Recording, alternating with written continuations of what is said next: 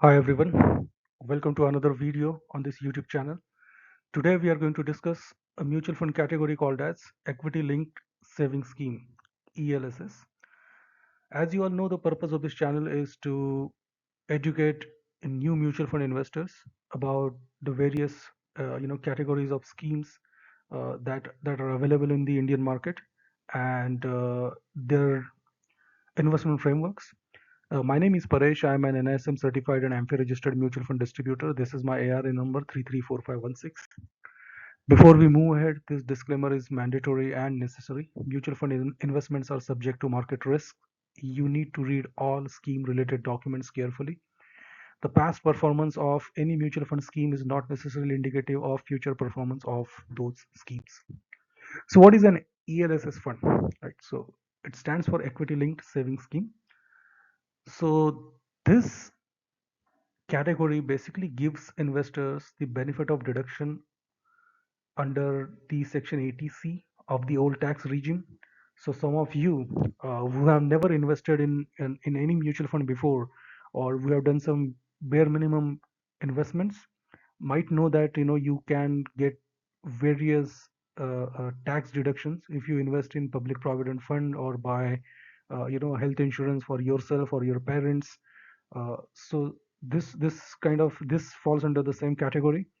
So the total deduction possible under ATC of the old tax regime was 150,000 rupees. That is 1 lakh, 1.5 lakh rupees. Obviously, now with the introduction of the new tax regime, this deduction is not available. But if you are still filing your taxes under the old regime, this would be quite a useful scheme for you. There is a 3-year lock-in in these kind of mutual funds. So that kind of ensures that money remains invested for long term without taking into account short term volatility. So if let's say if you're invested in any other scheme and within 1 year if you're not getting the kind of returns, most of the times it's wrong to redeem that money. But I mean, since no other mutual fund schemes have that kind of a lock-in, people usually withdraw the money, unfortunately, if at a loss, and then that loss is never recorded once the money kind of goes out from the market. So see here, the lock-in here is lower than other investment options like PPF, national savings certificates, or tax saving bank fixed deposits. Most of these have a lock-in period of 5 years and more, but over here you get just a 3-year lock-in. And another important characteristics of this category is that the minimum investment in equity and equity related instruments is 80% of total assets. Uh, Most other mutual fund categories, the limit is typically 65%. For multi-cap category, it is 75%. So at any point of time, uh, maximum 75% of your assets would be invested in equity under multi-cap category. And if there are any other categories like mid cap, small cap, large and mid cap, all that stuff, the minimum allocation to equity and equity related instruments is typically 65%. But over here 80% of the corpus has to be equity, has to be invested in equity and equity related instruments. So basically investors can avail tax benefits of up to rupees 46,800 under section 80C, right? And this is apart from the returns that ELSS could possibly earn. Note that the returns are taxable. This is not a tax-free investment scheme like the way say PPF is. Uh, but why should one invest in ELSS funds? And this graph is actually valid for why should anyone invest in equity mutual funds in general, right? If you look at some of the fixed interest rate instruments that were or that are available to the Indian public for the last so many years, you will see a steady decline in interest rates, right? So PPF has declined from close to 8.75% to now 7.1%, as of March 2025. This is just over the last say 10-12 years. So all these ATC tax deduction eligible instruments have seen a steady decline in interest rate over the last 12 years.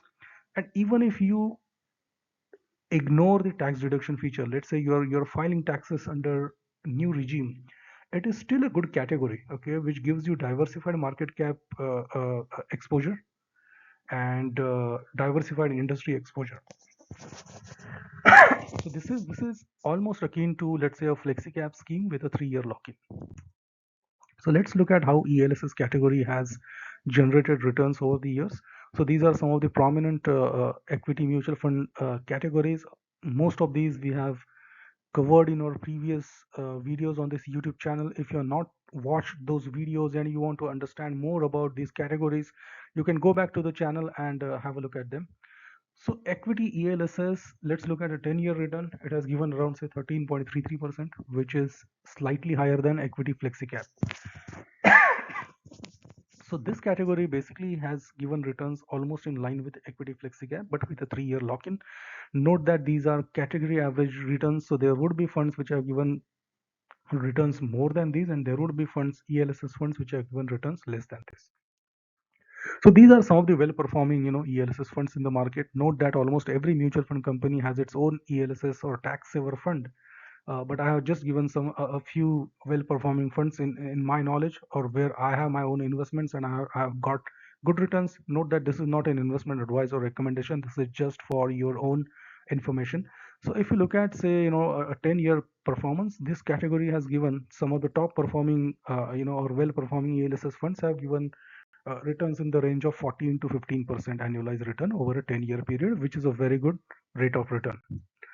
Note that ELSS is a very high risk scheme, and if you are looking to start your journey of mutual fund investments, you can scan the QR code which is shown on the right, download the Funds Bazaar app, register yourself there, and start your investments there. If you're not comfortable with transacting on a mobile app, in this video's description I've given a link to the Funds Bazaar website. You can click on that link and go to the website and start investing there. Or you could contact me on this WhatsApp number 9757309269, and I would be happy to help you in terms of choosing the right schemes for you, uh, and understanding your risk profile, your investment horizon, and do a detailed goal planning for you.